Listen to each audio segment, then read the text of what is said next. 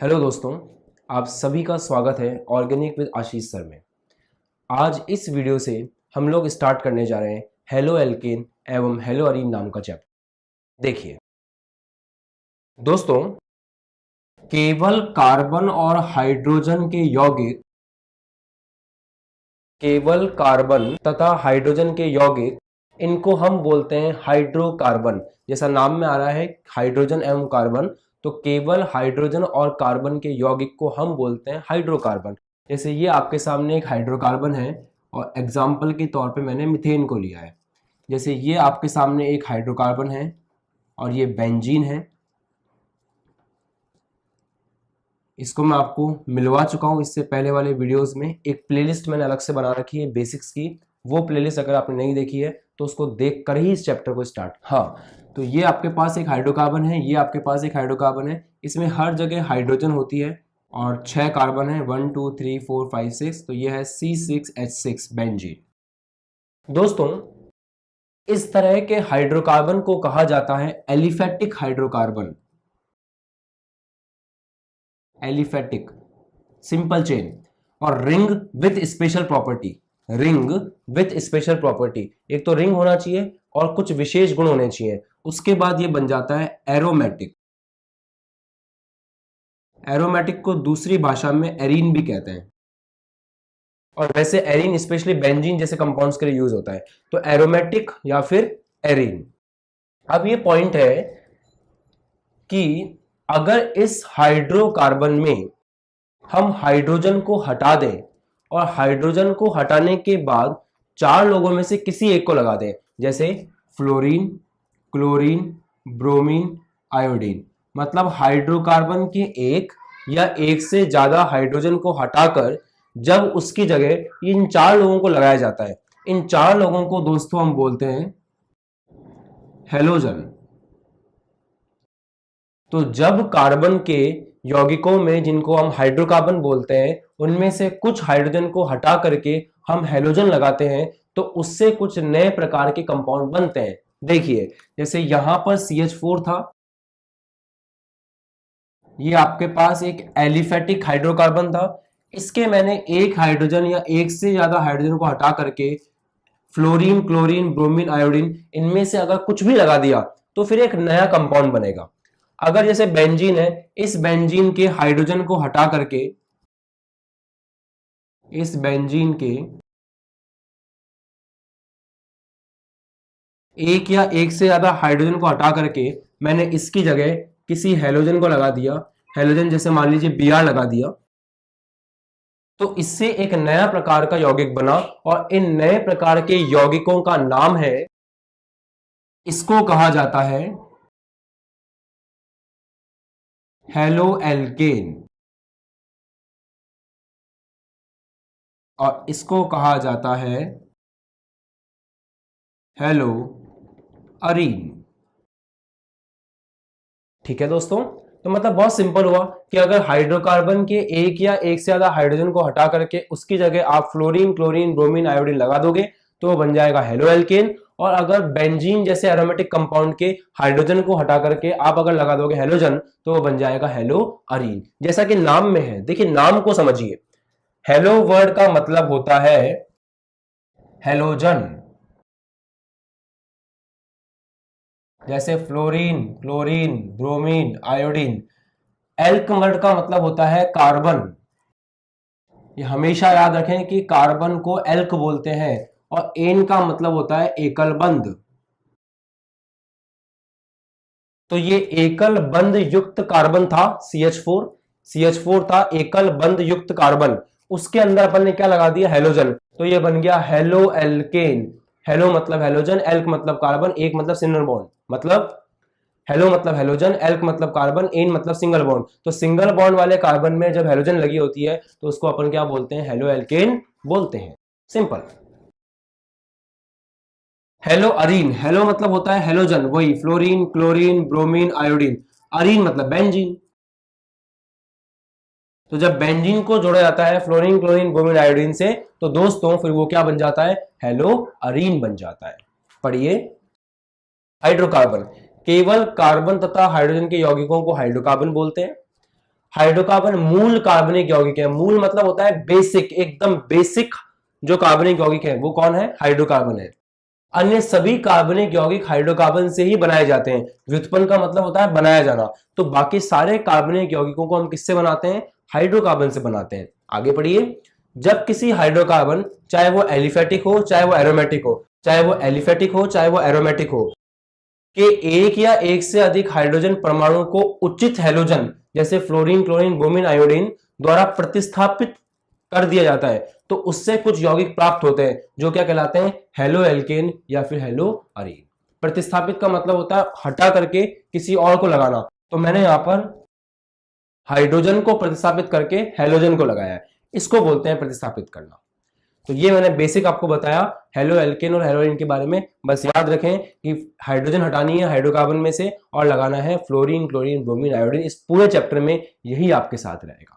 अब मैं आपको हेलो एल्केन एवं हेलो अरीन का वर्गीकरण समझाऊंगा। तो देखते हैं वर्गीकरण। हेलो एल्केन तथा हेलो अरीन का वर्गीकरण।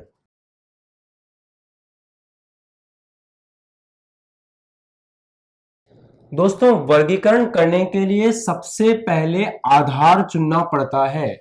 जैसे मान लीजिए आप सभी छात्रों को मुझे वर्गीकृत करना हो तो मुझे आधार चुनना पड़ेगा। वो आधार अलग अलग तरह का हो सकता है। जैसे मान लीजिए आप सभी बच्चों को बांटने के दो तरीके हो सकते हैं। एक तो आपकी क्लास कौन सी है, मैं उसके आधार पे आपको बांट सकता हूँ। 9th के अलग हो जाएंगे, 10th के अलग हो जाएंगे, 11th के अलग हो जाएंगे, 12th के अलग हो जाएंगे।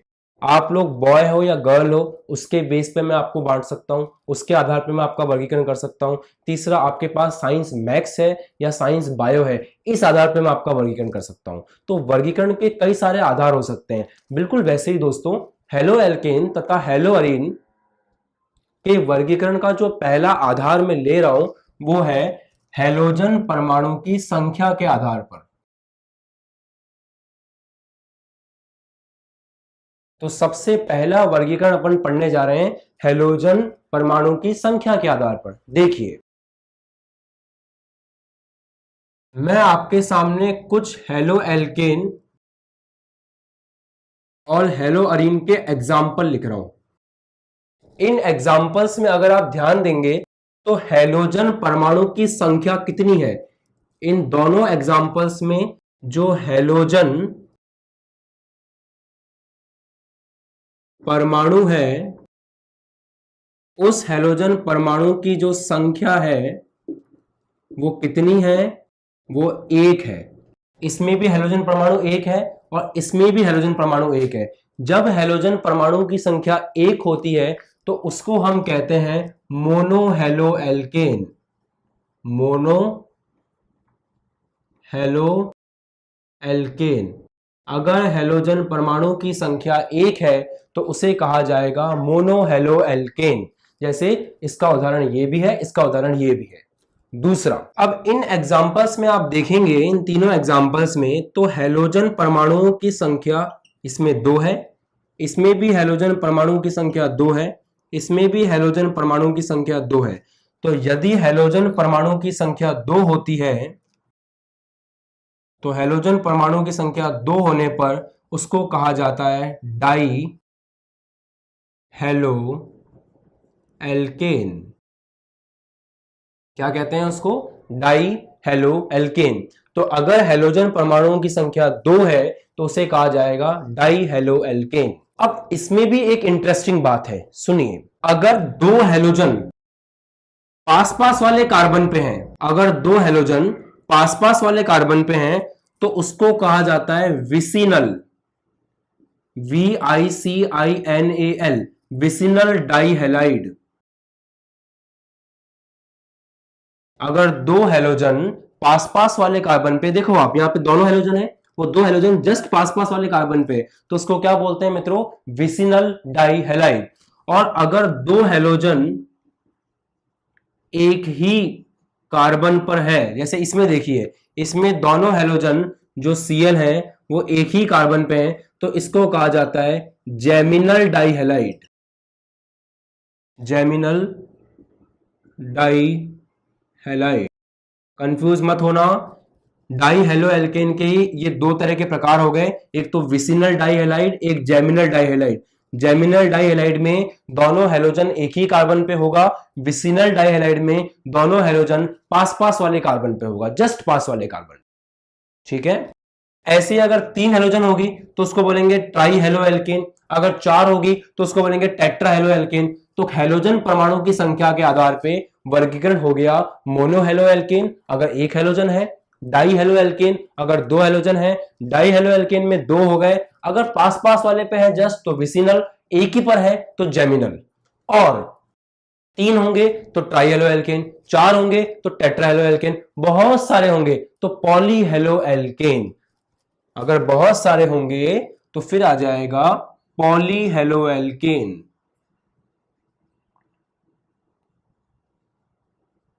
अगर ये क्रम चलता रहेगा इस तरह से तो आगे जाकर के लास्ट में अगर बहुत सारे हेलोजन एटम आ जाएं तो हम क्या बोलेंगे, पॉली हेलो एल्केन। 1 के लिए मोनो, 2 के लिए डाई, 3 के लिए ट्राई, 4 के लिए टेंटा, 5 के लिए पेंटा, 6 के लिए हेक्सा, बहुत सारों के लिए पॉली। पॉली का मतलब ही होता है अनेक। ठीक है, तो पहला वर्गीकरण समाप्त होता है हैलोजन परमाणु की संख्या के आधार पर। दूसरा देखिए, अगला मापदंड है दोस्तों CX बंध की प्रकृति के आधार पर। C क्या है, कार्बन है, X क्या है, X हैलोजन है। तो कार्बन जिस हैलोजन से जुड़ा हुआ है उस कार्बन का किस प्रकार की प्रकृति है उसके आधार पर भी हम वर्गीकरण कर सकते हैं, और यह वर्गीकरण 3 प्रकार से होता है। इसको आगे हम 3 प्रकार में डिवाइड कर सकते हैं, ध्यान से देखिएगा।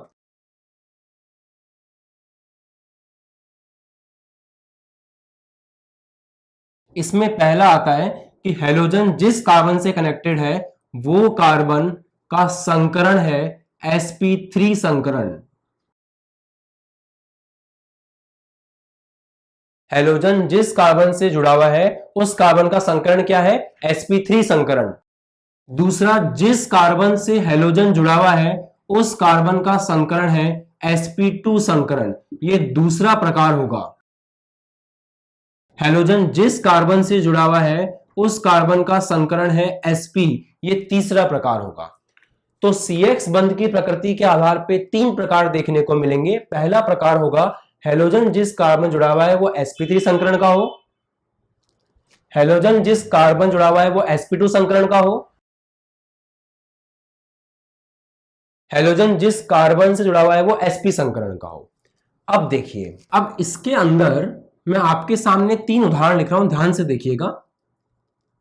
CH3C, उससे जुड़ा हुआ है Cl, पड़ोस में कोई नहीं है, सिर्फ हाइड्रोजन है, पहला उदाहरण। दूसरा उदाहरण, CH3 जुड़ा हुआ है, Cl जुड़ा हुआ है, CH3 जुड़ा हुआ है, हाइड्रोजन है। तीसरा CH3 है, C है, CH3 है, CH3 है, Cl है। दोस्तों, इस कार्बन का संकरण क्या है, कितने सिग्मा बॉन्ड है, 1 सिग्मा, दूसरा सिग्मा, तीसरा सिग्मा, चौथा सिग्मा। 4 सिग्मा को बांटोगे तो क्या आएगा, sp3। मतलब इस कार्बन का संकरण क्या है, sp3। इसमें देखिए, इस कार्बन का sigma sigma sigma sigma 4 sigma, इसका भी संकरण कितना है, sp3। इस कार्बन का संकरण भी 1 सिग्मा, दूसरा सिग्मा, तीसरा सिग्मा, चौथा सिग्मा, 4 सिग्मा बोले तो sp3। मतलब मैंने तीनों उदाहरण जो आपके सामने रखे हैं उन तीनों उदाहरणों में कार्बन का जो संकरण है, जो कार्बन मतलब जिस कार्बन पे हैलोजन जुड़ा हुआ है उस कार्बन का जो संकरण है वो क्या है, sp3। जिस कार्बन पे हैलोजन जुड़ा हुआ है उस कार्बन का संकरण है sp3, उस कार्बन का संकरण है sp3। मतलब ये इस कैटेगरी में आता है, पहली बात। और जिसको संकरण समझ में नहीं आ रहा है, मैंने अलग से वीडियो बना रखा है संकरण का, वो जरूर देखें, उसके बाद ही इस टॉपिक को स्टार्ट करें, नहीं तो ये टॉपिक में आपको मजा नहीं आएगा। आगे देखिए, तो ये तो सिद्ध हो गया कि हैलोजन जिस कार्बन पे वो sp3 है, sp3 sp3 है, तो इस कैटेगरी में आएगा। इन तीनों में एक और फर्क है, वो पहचानिए। इसमें ये जो कार्बन है, जिस कार्बन पे हैलोजन जुड़ा हुआ है वो आगे केवल एक कार्बन से जुड़ा हुआ है, तो ऐसे को बोलते हैं प्राथमिक कार्बन, प्राथमिक या फिर 1 डिग्री। यहां पर जिस कार्बन पर हैलोजन जुड़ा हुआ है वो 2 कार्बन से कनेक्टेड है, बाकी तो हाइड्रोजन है। तो इसको कहा जाता है द्वितीयक, मतलब 2 डिग्री। यहां जिस कार्बन पे हैलोजन जुड़ा हुआ है वो 3 कार्बन से कनेक्टेड है, तो उसको कहा जाता है तृतीयक। ऑर्गेनिक में बस लॉजिक कॉन्सेप्ट बहुत सारे हैं, बाकी है तो आसान। कि जैसे यहां पर पहली बात, मैंने इन तीनों को इस कैटेगरी में इसलिए रखा क्योंकि हैलोजन जिस कार्बन जुड़ा हुआ है वो है sp3 sp3 sp3। फर्क क्या है तीनों में? हैलोजन जिस कार्बन से जुड़ा हुआ है वो कार्बन आगे केवल एक कार्बन से जुड़ा हुआ है, प्राथमिक। हैलोजन जिस कार्बन से जुड़ा हुआ है वो आगे 2 कार्बन से जुड़ा हुआ है, द्वितीयक। हैलोजन जिस कार्बन से जुड़ा हुआ है वो आगे 3 कार्बन से जुड़ा हुआ है, तृतीयक। तो ये हो गया प्राथमिक हेलोएल्केन, ये हो गया द्वितीयक हेलोएल्केन, ये हो गया तृतीयक हेलोएल्केन, और ये तीनों किस कैटेगरी में आ रहे हैं? इस कैटेगरी में आ रहे हैं। आई होप आपके अच्छे समझ में आया है। और तो इसके 3 हिस्से हो गए, 1 2 3। पूरा लिख देता हूं। प्राथमिक हेलोएल्केन, द्वितीयक हेलोएल्केन, तृतीयक हेलोएल्केन। अच्छे समझे मित्रों? देखिए दोस्तों, ये आपके पास हैलोजन है। ये हैलोजन किस कार्बन जुड़ा हुआ है? इस कार्बन जुड़ा हुआ है। इस कार्बन के हाइड्रोजन को अगर मैं खोल दूं तो ऐसा दिखेगा। इस कार्बन में कितने सिग्मा बॉन्ड है? एक सिग्मा, दूसरा सिग्मा, तीसरा सिग्मा, चौथा सिग्मा। मतलब ये कार्बन जो है वो sp3 है। इसके जस्ट पड़ोस वाला कार्बन, मैंने बताया था आपको संकर वाले चैप्टर में, संकर वाले वीडियो में, कि वो कार्बन जिसमें डबल बॉन्ड है वो कार्बन sp2 संकरित होता है, और इस कार्बन का भी डबल बॉन्ड है तो ये sp2 संकरित है। तो इस एग्जांपल में आपको पहले तो ये समझ में आना चाहिए कि Cl जिस कार्बन से जुड़ा हुआ है वो कार्बन है sp3, क्योंकि सारे बॉन्ड सिंगल है। बट वो sp3 के बाद वाला जो कार्बन है वो डबल बॉन्ड है, वो sp2 है। मतलब हैलोजन जिस कार्बन से जुड़ा हुआ है वो कार्बन सारे बॉन्ड एकल बना रहा है, मतलब वो sp3 है। इसलिए मैंने इस कैटेगरी में इसको डाला है। परंतु उस कार्बन के जस्ट बाद क्या है? डबल बॉन्ड, इसलिए वो क्या है? sp2। ऐसे केस को हम लोग इसी में काउंट करेंगे, क्योंकि हैलोजन जिस कार्बन से जुड़ा हुआ है वो sp3 है। हैलोजन जिस कार्बन से जुड़ा हुआ है वो sp3 है। ये एक अलग बात है कि वो कार्बन डबल बॉन्ड के जस्ट आगे वाला कार्बन है। इसको भी हमने विशेष नाम दे रखा है, और वो विशेष नाम है अलाइलिक। वो विशेष नाम है अलाइलिक। तो अलाइलिक क्या होता है? अलाइलिक का मतलब है हैलोजन, फिर सुन लीजिए ध्यान से, हैलोजन जिस कार्बन से जुड़ा हुआ है वो कार्बन sp3 है, बट वो डबल बॉन्ड के जस्ट बाद वाला कार्बन है। मतलब हैलोजन जिस कार्बन जुड़ा हुआ है वो sp3 है, और उसके जस्ट पड़ोस वाला कार्बन sp2 है, तो इसको हम बोलते हैं अलाइलिक। ऐसे यहां पर देखिए, हैलोजन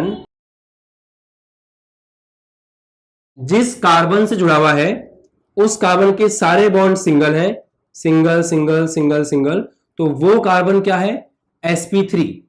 बट उसके जस्ट बाद में बेंजीन का कार्बन है, और बेंजीन का कार्बन इस डबल बॉन्ड के कारण क्या हो गया? sp2। तो मतलब यहां पर भी हैलोजन जिस कार्बन से जुड़ा हुआ है वो sp3 है, इसलिए ये इस कैटेगरी में आ रहा है। परंतु उस कार्बन के जस्ट बाद क्या है? डबल बॉन्ड है। वो डबल बॉन्ड भी किसका है? बेंजीन का है। बेंजीन के बाद वाला डबल बॉन्ड है, बेंजीन का डबल बॉन्ड है, तो इसको हम कहते हैं बेंजाइलिक। इसको हम कहते हैं बेंजाइलिक। हिंदी में भी ऐसे लिखते हैं, इंग्लिश में भी ऐसे लिखते हैं, इसलिए मैं इंग्लिश में लिखा हूं बेंजाइलिक। और वैसे लिखना चाहो तो हिंदी में भी देखो ऐसे लिखेंगे बेंजाइलिक। इसको भी ऐसे लिखते हैं अलाइलिक।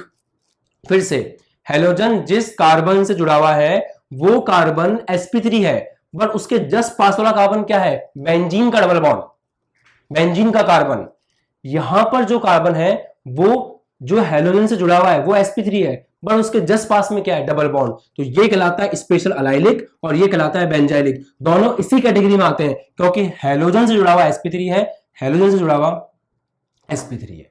ये इंपॉर्टेंट है। sp2 में आइए, उदाहरण देखिएगा।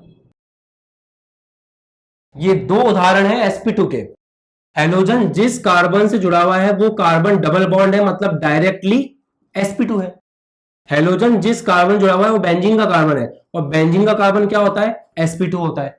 तो अब आप डायरेक्टली फर्क देख पाओगे इसमें और इसमें, इसमें और इसमें। इसके अंदर हेलोजन सीधा जुड़ा हुआ है डबल बॉन्ड वाले कार्बन से, इसमें हेलोजन पहले सिंगल बॉन्ड वाले sp3 से, उसके बाद डबल से जुड़ा हुआ है। फर्क है दोनों में, इसमें हेलोजन सीधा बेंजीन के डबल बॉन्ड जुड़ा हुआ है, जबकि इसमें पहले हेलोजन एक sp3 से उसके बाद बेंजीन जुड़ा हुआ है। तो दोनों के नाम में भी फर्क आएगा। इसको हम कहते हैं विनाइलिक, वो था अलाइलिक, ये है विनाइलिक। बच्चे बहुत कंफ्यूज होते हैं इन दोनों में, याद रखना डायरेक्ट डबल बॉन्ड है तो विनाइलिक, पहले सिंगल फिर डबल है तो अलाइलिक, और इसको बोलते हैं अराइल, ARYL, हिंदी में एरिल कहते हैं इसको। अगर आपका हेलोजन डायरेक्टली बेंजीन से जुड़ा हुआ है तो फिर वो क्या कहलाएगा, आपका एरिल, और पहले एक sp3 से और फिर बेंजीन से जुड़ा हुआ है तो वो कहलाएगा आपका यहां पर बेंजाइलिक। ठीक है, तो इसमें फिर दो हो गए, एक तो विनाइलिक, दूसरा अराइल। लास्ट sp3 में ऐसा कोई खास नहीं है, बस एक एग्जांपल दे देता हूं कि जैसे ये Cl है और ये जुड़ा हुआ है एक कार्बन से, जो कार्बन ट्रिपल बॉन्ड से जुड़ा हुआ है, और जो कार्बन ट्रिपल बॉन्ड जुड़ा हुआ होता है उसका संकरण sp होता है। तो इसका उदाहरण हो गया ये, दैट्स इट। हेलोजन जिस कार्बन जुड़ा हुआ है वो क्या है, sp, ये इसके अंदर आ गया क्योंकि वो ट्रिपल बॉन्डेड है। तो वर्गीकरण का आधार अगर लेते हैं अपन हेलोजन की संख्या, तो मोनो हेलो एल्केन एक हेलोजन है तो, डाई हेलो एल्केन दो हेलोजन है तो, और डाई हेलो एल्केन में भी दो कैटेगरी थी, अगर पास पास वाले कार्बन पे है तो विसिनल डाइहेलाइड, और एक ही पर है तो जैम डाइहेलाइड। उसके बाद try halo alkane, tetra halo alkane, poly halo alkane. Carbon और हेलोजन बंध की प्रकृति के आधार पे हेलोजन जिस कार्बन जुड़ा हुआ है, अगर वो कार्बन sp3 है, इन सब में वो कार्बन sp3 है तो ये एक कैटेगरी है, sp2 है दूसरी कैटेगरी है, sp है तीसरी कैटेगरी है। इसमें हेलोजन जिस कार्बन जुड़ा हुआ है वो अगर एक से जुड़ा हुआ है, हेलोजन जिस कार्बन जुड़ा हुआ है अगर वो आगे एक कार्बन जुड़ा हुआ है तो वो है आपका प्राथमिक, दो से जुड़ा हुआ है द्वितीयक, तीन से जुड़ा हुआ है तृतीयक। दूसरा, हेलोजन जिस कार्बन पे है वो sp3 है, उसके जस्ट पास में sp2 है तो अलाइलिक। हेलोजन जिस कार्बन जुड़ा हुआ है वो sp3 है, उसके जस्ट पास में बेंजीन है तो benzylic. Halogen directly double bond जुड़ा हुआ है तो vinylic. Benzene halogen directly benzene से जुड़ा हुआ है तो एरिल। ये आपको समझना था, ये मैंने आपको क्लियर किया। इसके लिए संकरण वाला टॉपिक देखा हुआ होना बहुत जरूरी है, तो वो वीडियो प्लीज एक बार देखें अगर आपको लगता है कि इसमें कुछ कम समझ में आया तो, क्योंकि वो वहां से लिंक हो रहा है। ठीक है दोस्तों, अब नेक्स्ट वीडियो में हम लोग हेलो एल्केन और हेलो अरीन के निर्माण की अभिक्रियाएं पढ़ेंगे। आई होप कि आपको ये अच्छे समझ में आया है। मैंने सारा का सारा वर्गीकरण जो है वो एक ही जगह कर दिया ताकि आप कंफ्यूज नहीं हो। बुक के अंदर आपको अलग अलग मिलेगा, मैंने एक ही जगह कर दिया। कोई भी दिक्कत हो तो कमेंट बॉक्स में जरूर बताएं, आपको ये वीडियो कैसा लगा ये भी बताएं, और कोई सुझाव हो तो जरूर दें। So guys, thanks for watching. Please subscribe the channel and press the bell icon for daily notifications. Thank you.